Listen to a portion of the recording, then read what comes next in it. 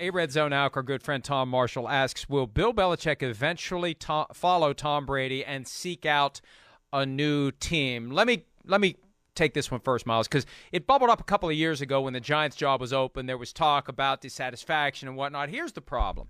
Bill Belichick has everything the way he wants it in New England. If he would go to a new team, it would take him 5 years to get it to where he has it in New England. So at this age, at this point, he's not going to have a 5-year plan somewhere else just to get all the infrastructure that he already has. He's not going to do it. So I say no. He would leave and get out of the sport altogether before he'd go be a coach with another team. Yeah, the only franchise that I could maybe perhaps see it happening with is the one you just mentioned, the Giants, and that's because he has a history there. But other than that, like you just said, I mean, why would you leave somewhere where you've been able to do everything that you wanted for as long as you've been able to do it, and they think of you as the king because you've won 6 Super Bowls there? I don't think that there's any reason to go anywhere else when you really could just go on a boat somewhere and, drink Mai Tais for the rest of your life.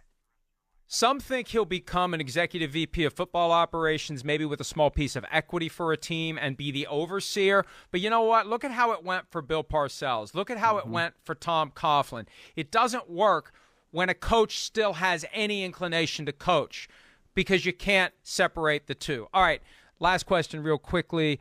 Scuba Faust, will the Giants go 0-17? The schedule looks absolutely brutal. I don't see a win for them.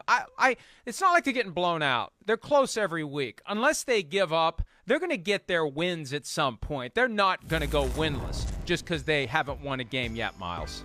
Oh, yeah. Look, the NFC East is one of those divisions where I just feel like any team can beat any team at any time. So the Giants, I don't think, are very good, but I don't think that means they're going to go winless. And frankly, it's hard. It was hard enough to go 0-16. It's probably even harder to go 0-17 when you've now added another game in there. So I know they're playing the AFC West, and that's a tough division. But at some point, they're going to get a win in there just based on the law of averages. I'd never predict a team to go winless.